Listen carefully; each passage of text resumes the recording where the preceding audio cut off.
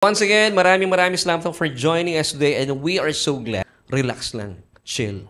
So ito yung kapayapaan na naranasan at namalas ng mga disipulo. And ito yung kapayapaan na sinasabi ni Jesus. My peace I live with you. My peace I give to you. So mga kapatid, tanggapin po natin ito by saying, Lord, I receive this peace. Lord, I receive your peace. And mind you mga kapatid, ito pong verse na ito, nung sinabi ng Panginoon, ay ilang oras na lang bago ipako si Jesus, ang ating Panginoon sa krus ng Kalbaryo. Halimbawa, kayo po ay papatayin na. Kaya mong sabihin ito? Dapat na nagsasabi nito yung mga disipulo, di ba? Lord, kaya mo yan. Isipin mo, ipapako ka sa krus, ganun yung encouragement na sinasabi sa ng mga disipulo. Pero baliktad ang Panginoon. Ang Panginoon ang ipapako sa krus, pero siya yung nagbibigay ng encouragement para hindi sila ma-discourage. Wow! So ito po yung peace na binibigay at actually hindi ibinigay at iniwan na sa atin ng Panginoon. So ibig sabihin, kahit po sa panahon natin sa ngayon, nagmamahala ng bilihin, nababalitaan natin ang tindi ng lindol sa ibang bansa. Nabalitaan niyo po yun sa Turkey? 7.8 at yung mga aftershocks nila, 7.6. Nung pinapanood ko to parang parang pelikula. Pero marami mga matataas sa building zone. Nagko-collapse. So, despite of ito mga happenings ito sa buong mundo, sabi ng Panginoon sa atin, panghawakan natin ang kanyang iniwan na kapayapaan. So, walang dahilan para tayo po ay matakot, maging balisa. And then, kasi pag naging balisa ka, doon na pupunta yun matatakot ka na. Amen.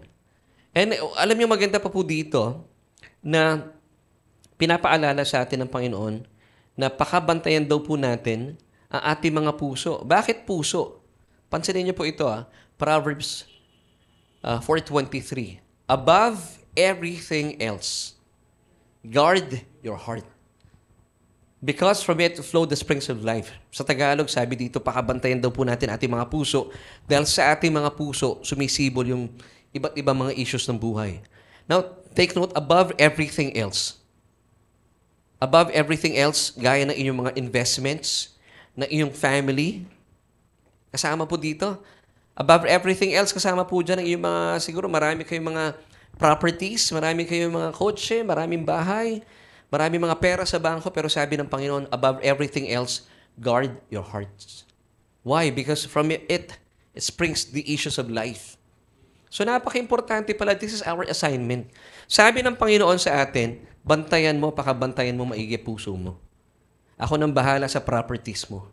Ako nang bahala sa savings account mo. Ako nang bahala sa marami mong investment sa bangko. Yun po ang nami-miss out ng maraming tao sa ngayon and even ng mga mananampalataya. So take note ito po isang napakagandang paalaala sa atin ng Panginoon. But most of the time, hindi natin binabantayan yung ating puso. Ano binabantayan ng maraming tao sa ngayon? Yung mga investments nila, yung kanilang maraming bahay, yung kanilang stocks, yung kanilang love life marahil. Lord, bakit ganon? Ilang taon na ako. It's true, At minsan, naging dahilan po ito para maging discouraged tayo sa buhay. Pero once again, God is telling us to guard ang anong babantayan po natin? Puso. Puso. Above everything else. Kailangan po natin pakabantayan ang ating mga puso. So, bahala. Ito pang magandang tinuturo ng Panginoon sa atin. Sabi ng Panginoon, pakabantayan mo ang puso mo. Why? Because God cannot let not free you. Since we have this free will, di ba tayo po nilikha ng Panginoon with the free will to exercise free choice? Sabi ng Panginoon, let not your heart be troubled, neither let it be afraid. Why? Because God cannot let not for you. Hindi niya kayang gawin. Kasi nga may free will po tayo, He cannot let not for you. Halimbawa, sabi niya kay Kuya Natnat, anak, sabi niya, let not your heart be troubled. Kay Tita Lorna, anak, let not your heart be troubled, neither let it be afraid, because I cannot let not for you. Even sa akin, sabi ng Panginoon, Laverne, let not your heart be troubled, neither let it be afraid, because my wife cannot let not for me. Sino po may kakayahan mag-let not? My heart be troubled. Ako mismo. So, ibig sabihin, this is my assignment to diligently guard my heart. And then sabi ng Panginoon, ako nang bahala sa love life mo, ako nang bahala sa investments mo, ako nang bahala sa stocks mo, ako nang bahala sa business mo. Isipin mo, napakabuti ng Diyos. Ang pinapabantayan sa atin, isa lang. Bahala na siya sa lahat ng bagay. Seek first His kingdom, and all these things shall be added unto you. Magkadikit yun eh. Pero once in a while, nakakaligtaan natin.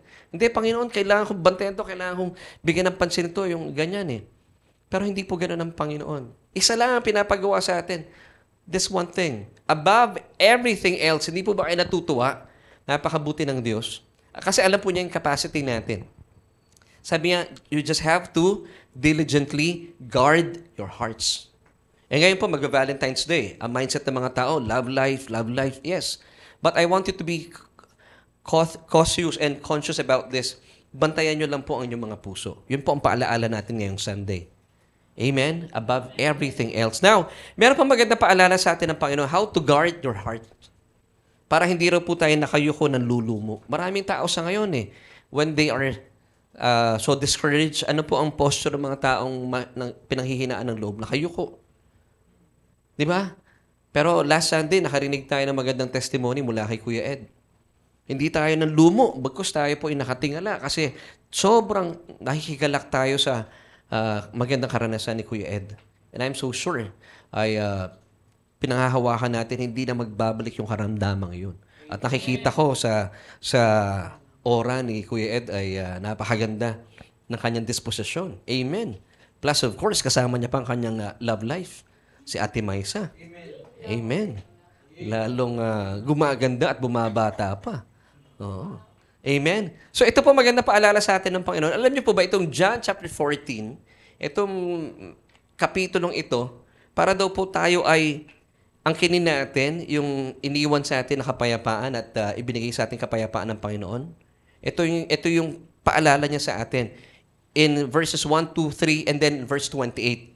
So ibig sabihin, dapat daw po meron tayong pinapaniwalaan sa Panginoon na panghawakan natin.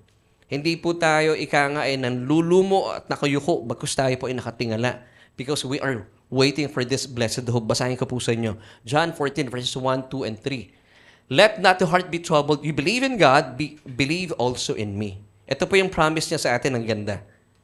Verse 2, in my Father's house are many mansions. If it were not so, I would have told you. I go to prepare a place for you. And if I go, sabi ni Jesus, and prepare a place for you, I will come again and receive you to myself, that where I am, there you may be also. So tayo po, pansinin niyo yung mga taong naniniwala sa rapture. Hindi tayo natatakot. So by keeping the promise of Jesus na sabi niya, I will come again and receive you to myself. Alam niyo po ba ito'y pamamaraan ng Diyos o pamamaraan natin na pinabantayan yung ating mga puso? Amen. So, hindi tayo nanlulumo, nanlulupaypay na sinasabi natin, naku po, kung ano na mangyayari. Ang Turkey ay nakaranas ng lindol. Paano na ang Pilipinas? Di ba sa Pilipinas, maraming tao natatakot because of the big one. Panahon pa nung ako'y nasa OCC, big one na yun . I think it was 2016, 2017, 2018. Nandun kami sabi nga nung isang evangelist na kasama namin ito, sa taluktok ng OCC. Kami nasa pinakataas noon . Mga panahon yun, talagang ang balita sa radyo, sa television, pakaabangan daw ang the big one because meron daw fault line dyan sa Pasig. Pero sabi ko, Lord, hindi mangyayari ito because I believe na ako bilang anak mo, hindi mo ako pababayaan. Yun po yung aking confidence sa biyaya ng Panginoon. Kung mangyari man yun, sabi ko, Lord, hindi mo ako pababayaan. Now tayo pong nakatingin sa blessed hope natin, sabi ng Panginoon, kapag kayo po expectant about the rapture, you are diligently guarding your hearts. So, basahin po natin sa verse 28 naman. Of course, sinabi ng Panginoon in verse 27. Basahin po natin muli, peace I live with you. And then, pagdating sa verse 28, sabi dito ni Jesus, same thing. Gaya na sinabi niya sa verse 3 ng John 14. You have heard me say to you, I am going away and coming back to you. If you love me, you would rejoice because I said, I am going to the Father, for my Father is greater than I. So, pansinin po natin yung mga taong expectant about the rapture, ibang-iba po talaga ang disposition nila. Tayo yun. Amen? Because we're not looking for the disasters o mga tragedies. Hindi po tayo doon. Ang atin po mga mata, according to Titus chapter 2, verses 12 to 13, teaching us that denying ungodliness and worldly lust. So, the more po tayo nakatingin sa rapture, alam niyo, hindi tayo natingin sa mundong ito at nagnanasa ng mga bagay na makamundo. Amen. Sabi pa nung talata, we should live soberly, righteously, and godly in the present age. So even though hindi pa nangyari ang rapture, ginagawa natin yung mga bagay na dapat natin gawin. Hindi po yung tipo na sinasabi natin, magra-rapture na eh. Okay lang, hindi na ako mag-aasawa o hindi na ako mag-aaral. Hindi po. Sabi ng Panginoon, occupy till I come. So kung ano yung ginagawa natin, nag-aaral po kayo, meron kayong asawa at pamilya, kayo po ay, kung ano man pong ginagawa natin sa ngayon, occupy till I come. Patuloy po natin ipahayag ang salita ng Panginoon until Jesus comes. Amen. Kasi may mga mindset ang mga mananampalataya sa ngayon, hindi na lang ako mag-church, o hindi na lang ako maglilingkod, hindi na lang ako magtatrabaho, nakahilata na lang sa bahay, hinihintay yung rapture. Hindi po ganun ang mindset natin. Ang mga mananampalataya, hindi po mga tamad. We are waiting for that blessed hope, but still, abang hinihintay po natin ang pagbabalik ng Panginoon, pinapahayag pa rin po natin ang salita ng Panginoon. Kung kayo po ay nagtatrabaho, magpatuloy po tayo sa ating pagtatrabaho, mag-excel po tayo kung saan tayo tinawag ng Panginoon. Amen. And then verse 13 ng Titus chapter 2, looking for the blessed hope and glorious appearing of a great God and Savior, Jesus Christ. Amen. So, kung bakit marami pong tao sa ngayon, going back po sa ating pinag-usapan kanina, bakit marami mga taong stressed, very sickly, and discouraged? Alam niyo po ba, yung pagiging stress ng mga tao, this could lead to sicknesses and diseases. Naniniwala po kayo doon? Yung mga taong hindi na nawala ng stress sa buhay. Kasama po dyan, later on, yung katawan na ang manghihina. And then hihiga, and then uuwi na sa Panginoon. Mas maganda nga kung sa Panginoon siya umuwi. Pero kung hindi naman kayo nagmamadali, mas maganda kasama pa namin kayo sa lupa. Alam niyo kung bakit maraming tao sa ngayon ang hindi po na ma-maximize ang buhay natin? And the sad truth is, meron po ilang mga mananampalataya ang hindi po nag-i-enjoy sa buhay. Diba? If I may ask, diba, sino dito ang gusto nag-i-enjoy sa buhay? Lahat tayo, tataas ang kamay. But bakit may mga taong hindi nag-i-enjoy sa buhay? At para bang yung buhay nila, after one problem, meron na namang isang problema. You know why? This is the answer. It's because hindi po natin isinasaalang-alang yung sinasabi ng Panginoon. Let's go back sa ating verse na tinalahay kanina, Proverbs 4:23. Above everything else, guard your heart, because from it flow the springs of life. Ang mindset po na maraming tao sa ngayon, gaya po ng sinabi ko kanina, ang binabantayan nila yung kanilang mga buhay, yung kanilang properties, yung kanilang investments, yung kanilang stocks. Alam niyo po ba, kapag ito po ang binabantayan ninyo, hindi natin isinasaalang-alang yung paalala sa atin ng Panginoon, which is, of course, you have to diligently guard yung ating mga puso. Kung saan po nakatutok yung ating mga mata, binibigyan mo ng idea ang kalaban kung saan kanya titirahin. For example, nung araw, masyado kaming nakatutok sa yung health ng aming mga anak. Bata pa si Aves noon eh. Nung pinanganak kasi si Aves, meron siyang hika. May hika siya. Tita kasi, late na siyang nailuwal. Yung doktor na nagpaanak kay Mrs. ay nasa isang conference. So, na-late na dumating yung doktor. So, ang epekto kay Aves ay nagkaroon siya ng hika. And then, habang lumalaki si Aves, nakatutok masyado yung buhay namin kay Aves. Hindi kami makakilos, lagi kami natatakot. Pansin namin, the more kami nakatutok kay Aves, hindi nawawalang nasakit yung bata. Pupunta kami ng SM, pag uwi, may ubo. Pupunta na naman kami sa doktor. Tapos ngayon, may sipon muna yung bata. And then, dire-diretso rin sakit. Sabi ko, bakit ganun, Panginoon? And then, God gave us this revelation. Kapag tayo po'y masyado nakatutok sa mga bagay na hindi pinababantayan sa atin ng Panginoon, you're giving Satan a hint kung ano yung weakest part ng buhay mo. Nakatingin kami kay Aves, parang binibigyan mo si Satan na, okay para ma-discourage ka, para bumagsak ka, babanatan ko yung anak mo. So, in a way, binibigyan mo ang kalaban na ito yung dito kami mahina. And then, nung natutuhan namin at binigyan kami ng kapahayagan ng biyaya, sabi ng Panginoon sa amin, mga kaibigan sa online, you have to just diligently guard your heart. So, ito lang pinakabantayan namin. Sabi namin, okay, Panginoon, ikaw bahala sa anak namin kasi mas mahal mo siya. And even yung aming trabaho, yung aming mga business, yung aming karera, hindi na namin masyadong pinroblema eh. Even yung pag-aartista ko before, hindi ko na pinroblema yun. Sabi ko, Lord, bahala ka na. Joke lang yun. Sa mga nanonood. So, ang sabi ng Panginoon, you just have to guard your heart. Kaya po tayo mga magulang, no? Even tayo mga tatay ng tahanan, minsan takot na takot tayo, paano ako magpo-provide sa family ko? Sabi ng Panginoon, you just have to enjoy what you do. Bigay sa atin ng Panginoon, enjoy it. Enjoy it. Just guard your heart. Kasi po, pag meron tayong bahagi na ating buhay, for example, nakatutok tayo sa ating mga anak, you're giving Satan a hint, pag sinaktan ko to, maapektuhan ka. Kasi lalo mo binibigay sa tanas yung batang yun eh. So, wag po kayo masyadong maging abala doon. Anak ko yun eh, of course. Pero kapag binigay natin sa Panginoon ng mga anak natin, pinapakita natin, Lord, ako meron akong kakulangan. Pero, oo nga, di ba mga anak natin, di natin kayang bantayan wala naman tayong CCTV. Meron ba kayong mga CCTV na suot-suot ninyo? Hindi natin para nababantayan tayo. Hindi natin kayang gawin yun. Pero ang Panginoon kayang protektahan ang ating properties, ang ating mga anak, ang ating mga asawa even. Amen. Amen. So wag tayong mabalisa po doon. Kasi kung nasan daw po yung ating kaabalahan, nandun din po yung puso natin. Mahalaga yung puso natin. Ayaw ng Panginoon tayo po ay nababalisa. Amen? Ayaw po niya yun. Alam niyo, before, napapaisip ako sa Panginoon, sabi ko, Lord, kapag ang puso namin, for example, no, kaya pala sabi ng Panginoon in Matthew chapter 6 verse 21, for where your treasure is, their heart will be also. Halimbawa, ang laman ng isip natin, puro kotse. Lord, mahilig ka sa kotse. Lord, gusto ko yan. Pansinin mo ang puso mo, puro kotse. Di ba? Okay, masyado kang mahilig sa cellphone. Kung nasaan po ang treasure mo, nandun din po ang puso natin. For example, ang puso ninyo, ang kayamanan ninyo ay ang spreading the gospel of Jesus Christ.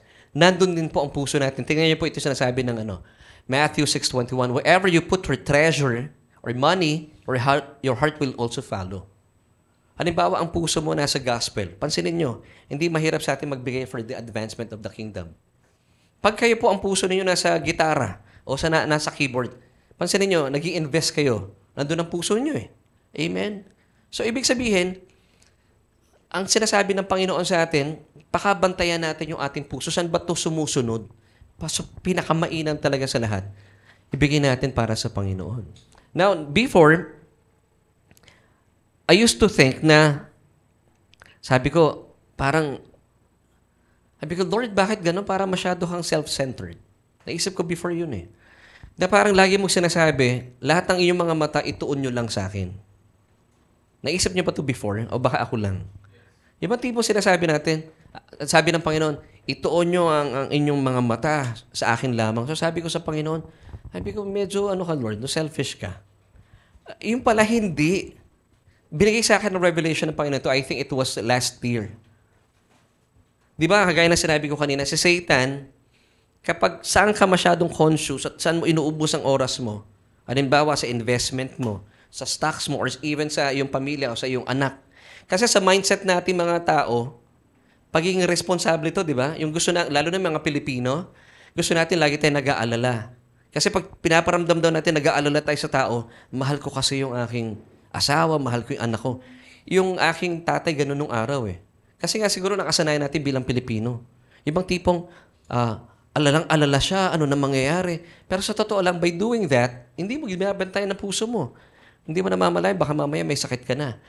Ngayon, pag ginagawa po natin ito, we're giving Satan a hint. Ito yung weakest link ng taong ito. Remember, pag may mga nagbo-boxing, sabi ng mga coach sa mga boksingero, halimbawa kami ni Brother Bob nagsusuntukan. Halimbawa, binigwasan niya ako dito sa tagiliran ko. Bigla ako, gumanon ako. Nakita niya, din ako nasasaktan. So, ano yung kanyang pupuntiryahin? Yung aking tagiliran para bumagsak ako. Ganon din po si Satan. Kaya nga po yung mga boksingero, pag nasasaktan sila, hindi nila pinapahalata eh. So, ganon din po tayo. Sabi ng Panginoon, you have to diligently guard your heart. Now, going back sa pinag-uusapan natin kanina, akala ko before si God ay sobrang selfish. Hindi pala. Kaya niya sinasabi, mga anak, ituon yung inyong mga mata sa akin. Alam niyo kung bakit? Ito magandang revelation. Kasi pag nakatuon ang mata natin sa Diyos, gawin natin yung principle na pinag-usapan natin. Pag nakita ni Satan na nakatuon ang mata natin sa Diyos, hindi niya pwedeng banatan ng Diyos. Ligtas pa tayo. Di ba? Yun ang point. That's the point. So, hindi po selfish ang Diyos. Kaya pala gusto ng Panginoon, itutok mo mga mata mo sa akin. Pag masyado kang conscious about me, sabihin ng Diablo, kanino ba siya nakatingin? Sa Diyos. Forget it. Sabihin niya. Hanap na lang siya ng ibang sisiluin. Because this is Satan's game plan. Ang game plan po ni Satan, hahanap siya ng mga taong marurupok. Huwag mo sasabihin sa katabi mo marupok. Matitibay tayo. Balikan natin ito. Huwag kayong magtinginan sa isa't isa. Walang marupok dito. 1 Peter chapter 5 verse 8. Tingnan niyo po yung talata ito. Be sober, be vigilant, because your adversary, the devil, walks about like a roaring lion. Why? Because he is seeking whom he may devour. Now, sino po yung mga devourable? Ito yung mga, of course, yung mga tao, hindi mga Kristiyano, devourable yan pag wala silang relasyon sa Panginoon.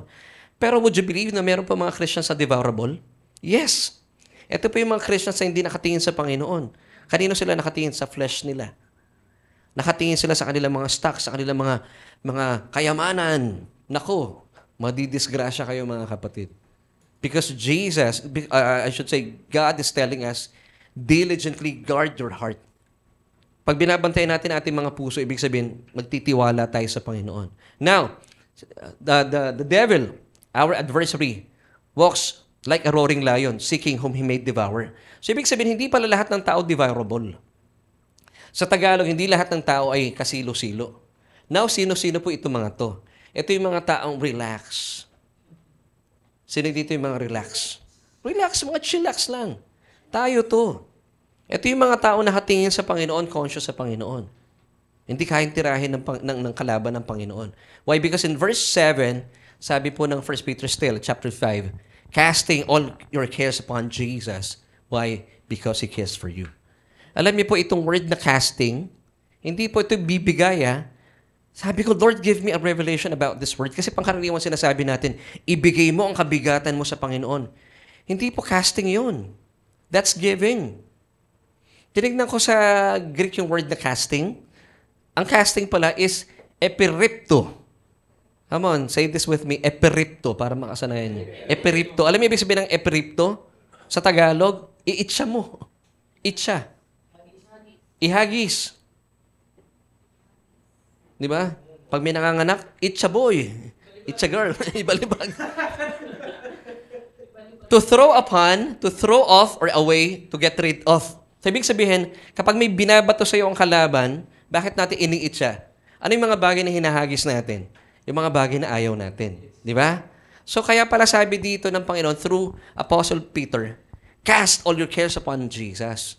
So, ang assignment natin, this is one way of guarding your heart. It's casting all your cares upon Him. Ang assignment natin, let's just do the casting and let Jesus do the caring. Wow! Galing, So, ang trabaho natin, tiga-itcha lang tayo pag may binatong kalaban. Huwag mong patagalin sa kamay mo. Lord, it's a problem. Itcha mo ng agad sa Panginoon. So, every time you do this, ibig sabihin, hindi nagtatagal sa iyo yung problema. Iniitcha mo kagad sa Panginoon. This is casting.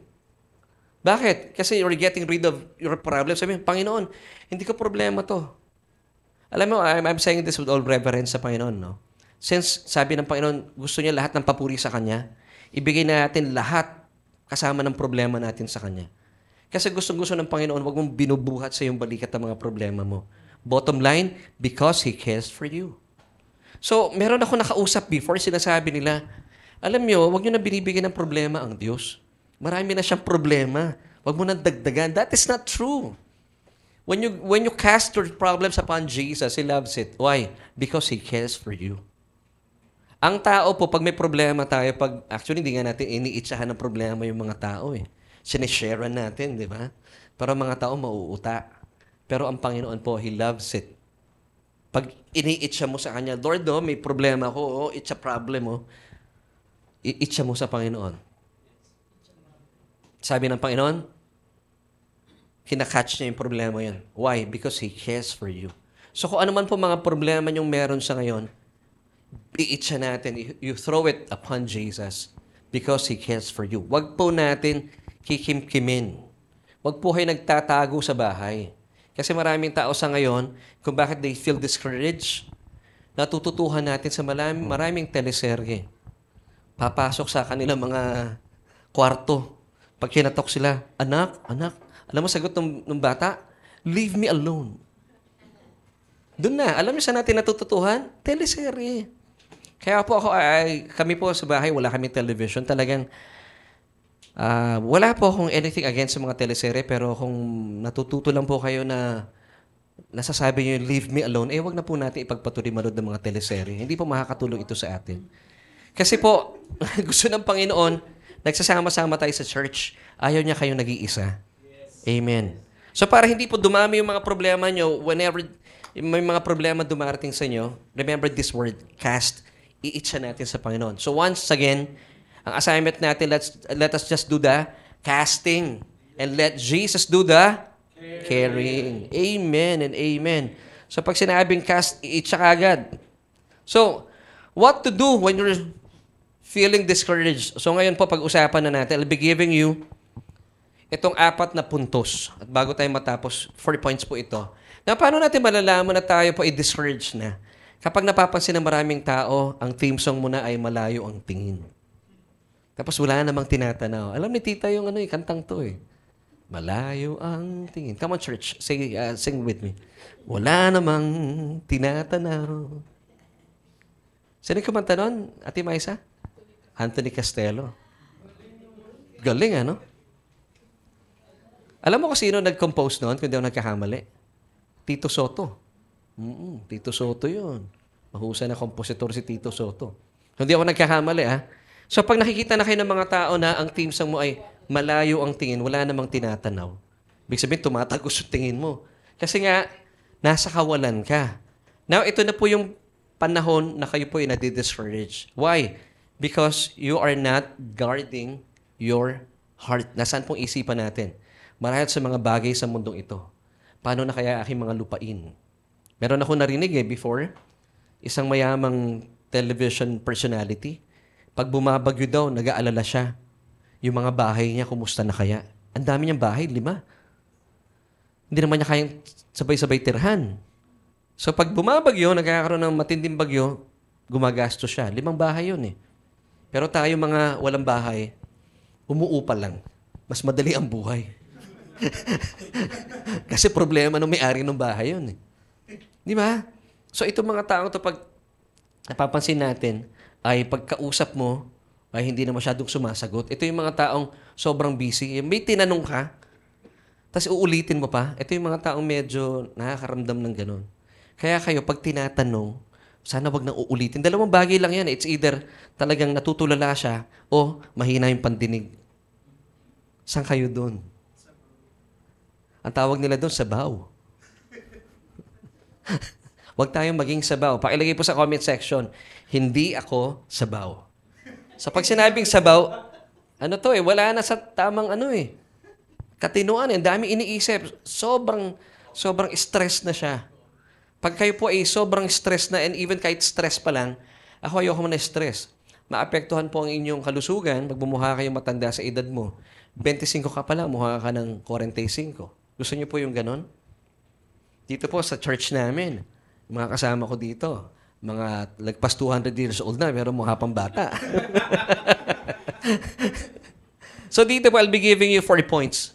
What to do when you're feeling discouraged. Number 1, meditate on things that are praiseworthy. Dapat po sinasanay natin ang ating mga isipan sa mga bagay na kapuri-puri. Amen. Ito po ay pagsasanay, mga kapatid, para maiwasan po natin maging o ituring ng mundo ng mga megastar. Sabihin mo sa katabi mo, hindi ka negastar. Hindi ka negastar. Lagay niyo sa inyong comment section, hindi ako negastar. So, meditate on things that are praiseworthy.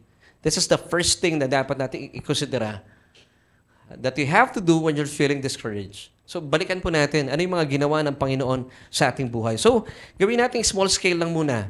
yung mga nakalipas na linggo, isipin natin gaano ka pinagpala ng Diyos. So meditate on things that are praiseworthy. At ito po ay pinapatotohanan sa atin ng Philippians chapter 4, verse 8.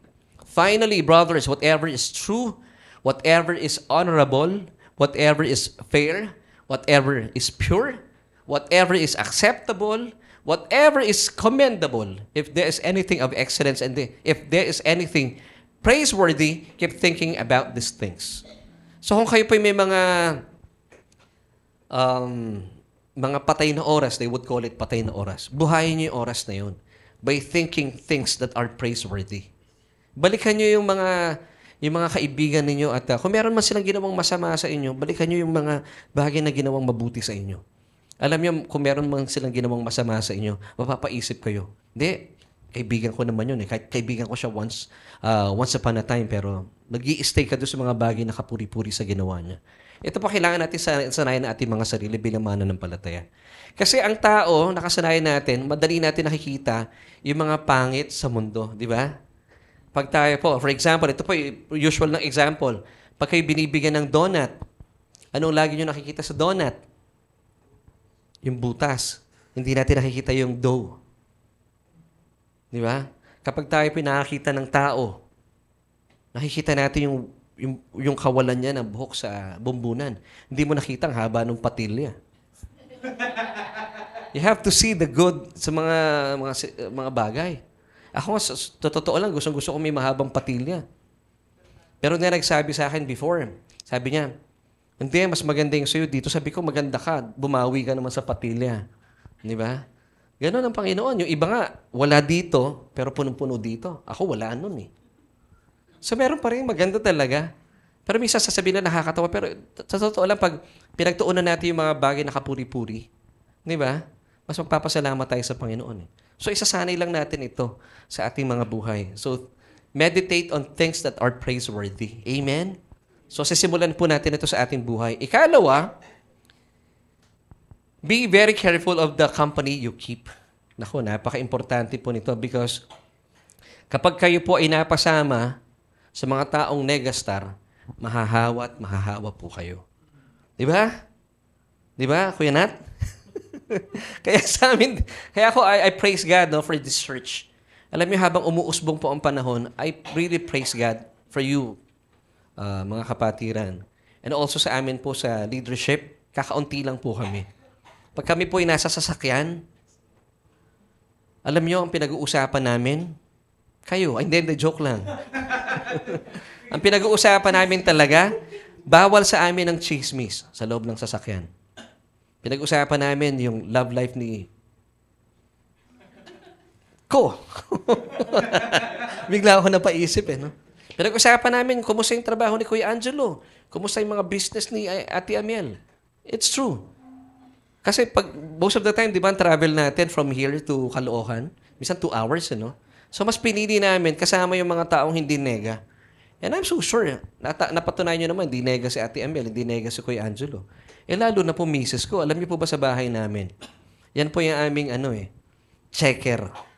Pag kami po yung napapakwento na medyo hindi kagandahan, alam mo, magsasalita na si misis, Oops! Itigil na yan. Huwag nating ituloy. Alam niyo, mararamdaman nyo naman yung mga kwentuhang hindi maganda, yung mga nagdudulot sa inyo ng mga nega thoughts. Alam mo yung mga nega thoughts, tunog robot lang, nega thoughts, nega stories. Kapag halimbawa, yung kausap mong tao, ito yung nega star, alam mo, hindi mo pa siya nilalapitan, maganda yung pakiramdam mo. Tapos pag kinausap mo na siya, para ka nanlulumo na, nauubusan ng lakas, negastar po yun. Ngayon kapag alam mong negastar yan, tapos pag dumidikit ka, lumalakas ka, malamang sa malamang negastar ka rin. So piliin po natin yung mga taong dinidikitan natin at kinakausap natin because mahahawa po tayo. Pero kung kayo po ay hindi negastar, kayo po ay puro positibo, you are meditating on things that are praiseworthy, mas maganda po tayo manghawa. Pero ang paalala po sa atin ng Panginoon in 1 Corinthians 15:33, stop being deceived. Wicked friends lead to evil ends. So kung meron po kayong mga taong, of course, inaabot natin para kausapin about the gospel, pero kapag hindi siya tumatanggap at medyo naapektuhan ka na, huwag nyo nang dikitan. Meron tayong mga kaibigan dito sa church, pinili nila, ayaw nilang dumikit sa mga negastar. So, it's our choice. Amen? So, para hindi tayo na-discourage, you have to choose your friends talaga. Pag mga negastar na yan, medyo layuan na natin. Of course, let's just pray for them. Ngayon, pag kinakausap kayo, bigyan mo ng mga bagay na mga praiseworthy. Halimbawa, meron siyang kinukwento ng mga tao, puro negative na lang. Balikan mo ng mga salitang biyaya. Huwag ka nang makisakay doon sa kwentuhan na magbibigay pa ng pasakit sa inyong kalooban. Kasi nararamdaman natin pag negastar ang kausap natin, di ba? Ang bigat sa kalooban nun. So, sabi ng talata, stop being deceived. Hindi, nag-i-enjoy ako sa taong ito. Hindi, wag po. Wicked friends lead to evil ends. So, this is 1 Corinthians 15:33. Amen? So, what to do when you're feeling discouraged? Number 3, instead of worrying, bring everything to the Lord in prayer with thanksgiving. Amen. Amen. Pangkaraniwan po kasi, ang propensity daw ng tao, since ang tao po ay nasanay tayo sa pagiging tao, pero tayo po mga mananampalataya, ang ating nature today, hindi na po tayo mabilis nagre-reklamo. Alam niyo, meron ako napakinggan ng isang katuruan. Kapag daw tayo po ay magdedesisyon, yung unang bugso ng damdamin, huwag nating susundin. Ayun po yung bugso ng flesh. Minsan excite ka lang, o kaya minsan dala po ng galit mo na buksan mo yung bibig na yung, you have to bite your tongue. Talaga. Huwag kayo basta-bastang susugod. Minsan, pabayaan mo nang humipa yung sitwasyon. So kung kayo po ay, di ba, naalala ko merong isang TV personality na nagsosorry ngayon sa kanyang mga kaibigan na napagsabihan niya na hindi kagandahan sa television. After a day, ewan ko, napanood mo yun, Ate Maisa, after a day, nag-apologize na sa kanyang mga kaibigan. Why? Sinasabi niya, bugso ng damdamin. So, mahirap yun. Paano kung ang bugso ng damdamin mo, bigla kang namaril? Dahil dala ng bugso ng damdamin. Hindi mo pwede sabihin doon sa nabaril mo. Maraming ganitong kaso, yung mga gwardiya sa parking lot, di ba? Nababaril. Hindi mo pwedeng sabihin doon sa tao na, I am so sorry, nabaril kita. Patay na eh. Ganon din po tayo. Instead na tayo po ay magsalita ng mga masasakit na bagay sa ating kapwa o meron tayong daladalahin sa buhay. Ito yung sinabi ko na before. Instead na kayo po ay magsabi ng mga galit sa social media, kanina po natin sasabihin yung bigat ng ating puso.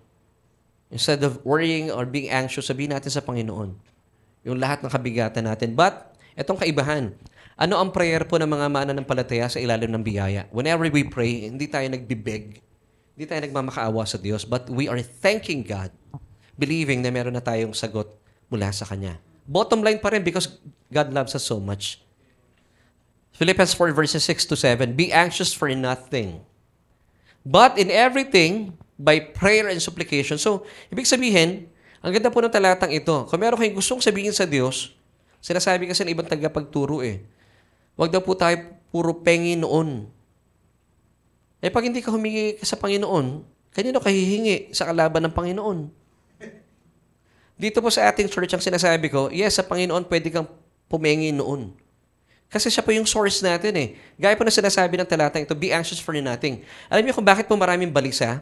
Napipigilan silang humingi sa Panginoon ng pengi noon. Kaya tuloy umaasa sila sa sarili nila. Nagkikimkim ng sama ng loob o kaya kinakausap na lang si Kumare. Ito namang si Kumare, negative din. hindi maganda yon. So instead na makipag-usap sa isang negatibong tao pa, sabihin natin sa Panginoon lahat ng ating mga kabigatan. Kung meron kang gustong hingin sa Panginoon, Lord, pengi noon, okay lang yon.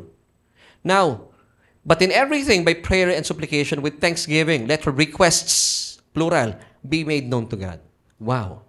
So sabihin natin sa Panginoon, Lord, kaya mabigat ang puso ko kasi wala ako nito. Sabihin mo, ngayon kung ito po inaayon sa kalooban ng Panginoon, imposibleng hindi niya ibigay sa iyo para matigil na po yung ating sama ng loob. Amen? Amen. So ang kaibahan po natin, whenever we pray, we do not beg, but we thank the Lord in advance, believing na sinagot na ng Panginoon yung ating panalangin. So that's number 3. Number 4, what to do when we're feeling discouraged. Number 4. This is powerful. Dito muna pala tayo bago tayo lumipat sa number 4. Ito maganda. Whenever you tell Jesus lahat ng iyong mga pangangailangan. Sabi ng verse 7 still with Philippians chapter 4, and the peace of God, which surpasses all understanding, will Guard your hearts and minds through Christ Jesus. So, kapag sinabi natin sa Panginoon lahat ng ating kabigatan, this is one way of guarding your heart. Wow. Galing, no? Imbes na sinasabi natin sa kay kumare, kay kumpare, wag na. Unahin natin ang Panginoon. Lord, meron akong bigat dito. Lord, nasasaktan ako. Sabihin mo sa Panginoon, hindi po magagalit ang Panginoon. And He loves it. Kasi anak ka niya eh. Ayaw ka niyang manalulungkot. Ngayon, pansinin mo, pag binigay mo sa Panginoon lahat ng kabigatan mo, muli po sabi ng verse 7 ng Philippians 4, and the peace of God.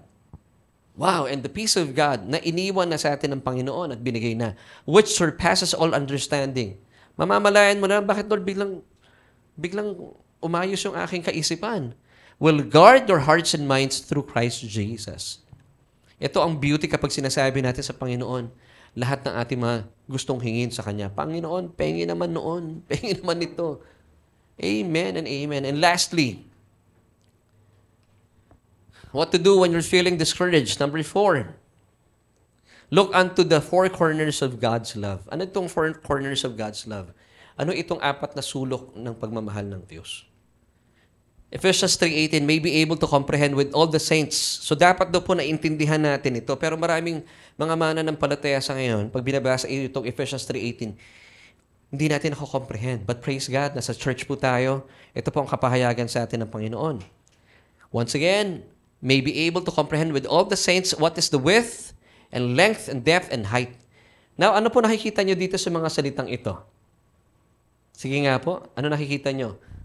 Width, the length, the depth, and the height. It's all about, tama si Kuya Gab, the cross of Jesus.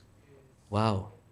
Yung taas, yung haba, yung kapal, yung lapad, it's the four corners of God's love. So whenever you feel discouraged, bumalik po kayo sa krus. Tingnan mo ang Panginoon. Ano nangyayari sa krus? Bakit siya may koronang tinik?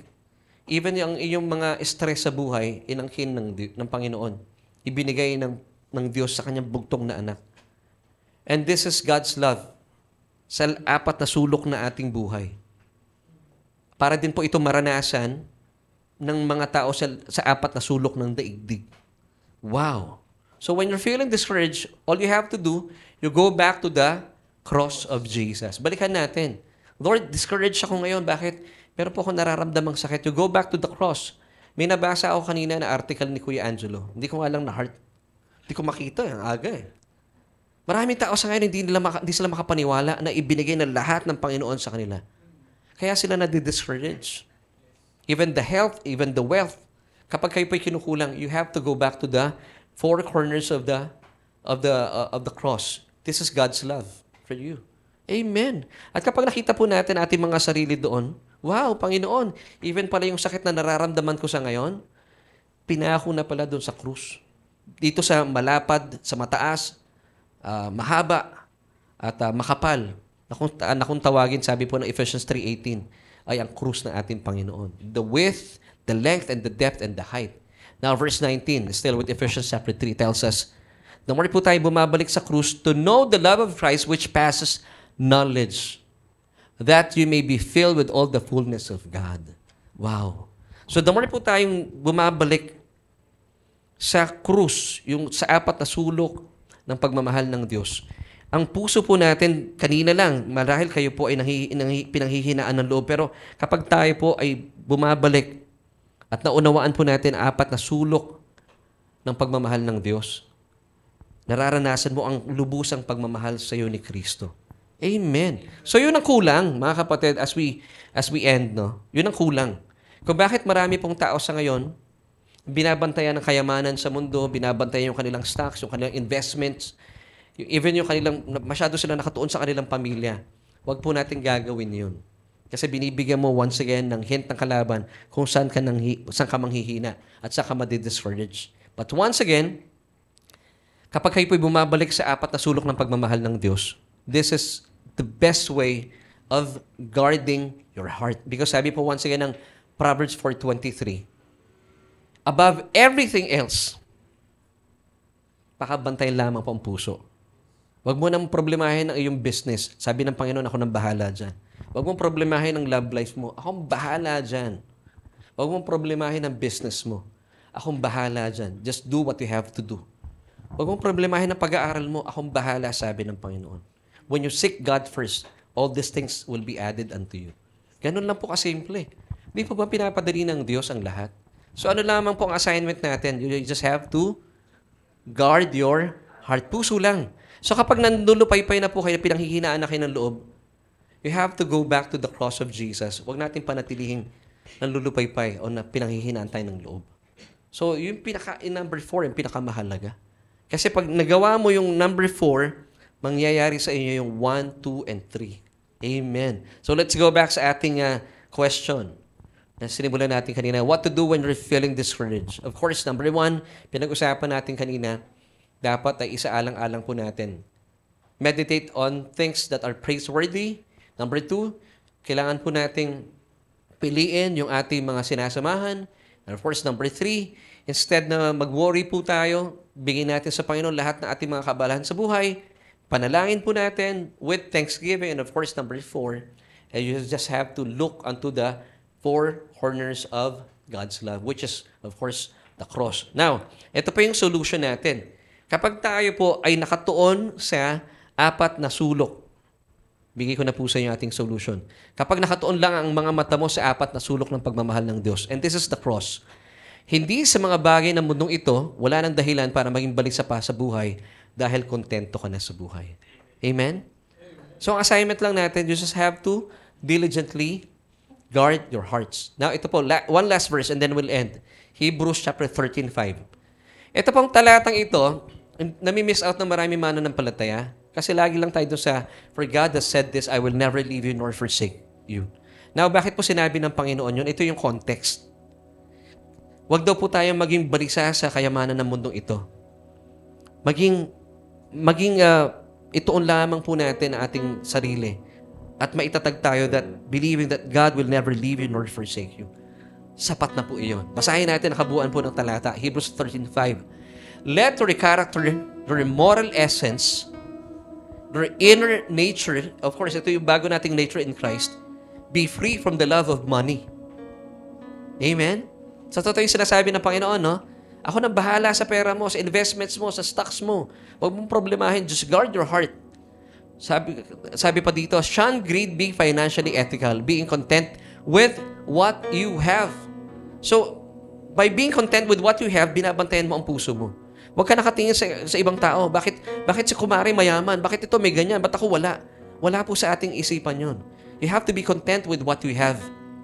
For God has said, I will never, under any circumstances, desert you, nor give you up, nor leave you without support. Wow, that's a good promise, huh? Nor will in any degree leave you helpless. Nor will I forsake you or let you down or relax my hold on you. Assuredly not. So wala tayong dapat ikatakot at magtaasan pa ang mga bilihin. Ano man po mga disaster ang mangyari sa buong mundo. For God has said this. Kung bakit tayo po ipunong-puno ng confidence. Amen. And this is by focusing our eyes onto the 4 corners of God's love. Binabantayan natin ang puso natin, believing that, sabi po mismo ng Diyos sa ibang version, for God has said this, I will never leave you nor forsake you. Amen. Yun po yung ating confidence. Amen. So palapakan po natin ang Panginoon. So muli po, as we end, mga kapatid na nanonood via online, ito lamang po ang magandang paalala sa atin. And since papalapit na po ang Hearts Day, minamagnify po dito ng Diyos. And of course, sa mga kapatid natin dito sa online, huwag natin problemahin yung mga bagay na bahala ang Diyos. Isipin mo kung problemahin mo yun, talagang tatanda ka at maglo-losyang ka na maaga. Ayaw na Panginoon, maging losyang po kayo. He wants you to be healthy. He wants you to look good. Pogi, magaganda. Tayo yun. Amen? Ibig sabihin, kahit mukha ka ng 50 anyos, mukha ka pa rin 35. Maganda pong layunin yun. Na pag tayo po tinitignan ng mga tao, kasi ang mga unbelievers nakatingin po sa hindi sa spiritual, nakikita yung physical. Pag kayo po ay hindi sumusunod sa panuntunan o paalala ng Panginoon, hindi natin binabantayan yung puso natin, hinahayaan natin tumatanggap ng mga nega thoughts, nega stories, tumatanggap ng mga nega people o nega stars. Hindi mo binabantayan ang puso mo. Pero wag po tayong papadala sa mundo. Wag tayong magpadala sa pinagkakaabalahan ng mundo. Tayo po ang pinagkakaabalahan natin. I will use that word. Binabantayan lang ating mga puso. So magandang paalala po to sa ating panahon na habang mapalapit na po yung araw ng mga puso, pakabantayan ang inyong mga puso. So gusto ko po kong imbitahan kayong kaibigan kung kayo po ay isa sa mga taong punong-puno po o basag na basag ang inyong puso. Nang pinanghihinaan kayo ng inyong loob. Alam niyo po, kapag kayo po ay wala pong relasyon sa Panginoon, patuloy niyo po itong mararanasan. But praise God, mahal na mahal kayo ng Diyos. May paanyaya po ang Diyos po sa inyo. At para maranasan niyo po itong pinapabantayan sa inyo, puso lang. Huwag mo nang alalahanin yung iba pang bagay. Bahala na po doon ng Diyos. All you have to do, sabi ng Romans 10 verse 9, that if we confess with our mouth the Lord Jesus Christ and believe in our hearts, puso pa rin, that God has raised Him from the dead, you shall be saved. So all you have to do, buksan po natin ang ating mga labi, ang ating mga nguso, kalinsabay ng ating mga puso. Paniwalaan na mahal kayo ng Diyos. And He wants you to be saved. Amen. So just pray this prayer with me. Sabihin niyo po ito, O Diyos, wala po akong kapangyarihan sa aking puso. Hindi ko kayang iligtas sa aking buhay. Ako po'y isang makasalanan. Kaya naman, Jesus, tinatanggap kita bilang aking Panginoon at tagapagligtas. Dahil naniniwala po ako sa iyong kamatayan sa krus ng Kalbaryo, pinawi mo ng lahat ng mga kasalanan ko. Aking Ama, salamat po sa iyong pusong mapagmahal. Dahil inilaan mo sa akin ang iyong kaloob na katwiran at kaligtasan. At salamat din po ng aking pangalan ay nakasulat na sa aklat ng buhay. Amen at amen. Kaibigan, kung isa po kayo sa mga nanalangin ng panalangin ito, maniwala po kayo sa inyong mga puso. Ligtas na po kayo. Amen. At samahan po kami every Sunday. Kung mas maganda po, wag lang online. Punta po kayo dito sa church and join us habang pinagyayaman natin ating mga puso sa kabutihan ng Diyos. And I would like to pray for you mga kapatid natin sa Panginoon. Kasama po namin mga kasama dito sa church. Kung kayo po ay bigat na sa inyong mga puso, meron tayong binigay na 4 na mga paraan kanina. But of course, yung pinakahuli ang pinaka-importante. Whenever you're feeling discouraged, you have to go back to the cross of Jesus. That's the 4 corners of God's love. Doon po pinatunayan ng Diyos ang kanyang pagmamahal sa atin. Nandun po ang sakit inangkin ng Panginoon. Kung kayo po may sakit, kahirapan inangkin po ng Panginoon doon para maranasan po natin ang lubusang kalusugan at kaaliwan o kaaliwan sa ating buhay. Amen. So I would like to pray for you. Father, we thank you sa opportunity ito. Salamat, Panginoon, sa aming mga kapatid na alam po na pagpala sa aming mga pinag-usapan. At kami po ay tuwang-tuwa dahil, Panginoon, napakabuti mong Diyos. Tinuturuan mo kami yung pinakasimpleng bagay. Bantayan lamang po aming mga puso. At kayo na po ang bahala sa iba pang mga bagay. Panginoon, salamat, pinapadali mo aming buhay. Kaya naman sa kapatid pong ito, marahil siya po ay dumaraan sa sobrang hirap ng buhay at nararamdaman po niya, pinanghihinaan na po siya ng loob ng kanyang puso. Panginoon, salamat dahil tinuruan mo kami above everything else. Kailangan po namin bantayan ang aming mga puso. Lord, bahala na po kayo sa aking pamilya. Marahil meron po kami mga kapatid ngayon na sobrang nag-aalala sa kanyang mga mahal sa buhay, sa kanyang asawa, sa kanyang anak. Lord, bahala na rin po kayo sa kanilang business. Bahala na rin po kayo sa kanilang mga investments, sa mga bagay na pinagkakaabalahan po nila. Lord, sinusuko po namin ang lahat na ito sa inyo. Ang amin lamang po papakabantayan at bilang pagsunod po sa iyong layunin at panuntunan ay aming puso. Tulungan niyo po kami na mamuhay na masaya ang puso. At nang sa gayon, mag-manifest po ito at makita po ang kapahayagan sa aming mga pisikal na katawan. Hindi po kami darapuan ng anumang karamdaman. Panginoon, makikita, Panginoon, ang patutuo ng iyong pag-ibig, ng iyong pagmamahal sa aming mga buhay, sa aming mga pisikal na buhay. Salamat sa iyo, O Diyos, at tinaangkin po namin ang mga panalangin ito ay sadyang tinugon mo na. Dahil sa mga tinapos na gawa na aming Panginoong Jesus sa krus ng Kalbaryo. At ang lahat ng papuri at pasasalamat ay para sa iyo lamang po, O Diyos. Ito po aming panalangin sa matamis sa pangalan ng aming Panginoong Jesus. Lahat po tayo magsabi ng Amen and Amen. See you next week. Bye!